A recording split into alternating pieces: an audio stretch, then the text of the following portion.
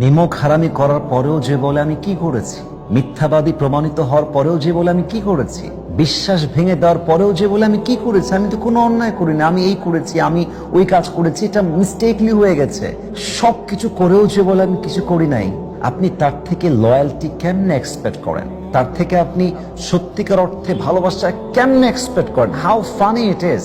মনে রাখবেন, सच्चे इंसान की मोहब्बत हमेशा सच्चे होते हैं और झूठे इंसान की मोहब्बत हमेशा झूठे होते हैं। जो सच्चे बोलते हैं वही सच्ची मोहब्बत कर सकते हैं, जो झूठे बोलते हैं उनकी मोहब्बत कभी भी सच्चा नहीं होता मेरे दोस्त। যে সত্যবাদী তার ভালোবাসা সত্য হয়, যে মিথ্যাবাদী তার ভালোবাসা মিথ্যা হয়। অতএব ভালো তাকেই বাসবেন যে নিমক হারাম নয়, যে বিশ্বস্ত হবে। ভালো তাকেই বাসবেন যে সত্যবাদী হবে। ভালো তাকেই বাসবেন যে অনেস্টি অ্যান্ড লয়্যালটি মেনটেন করবে।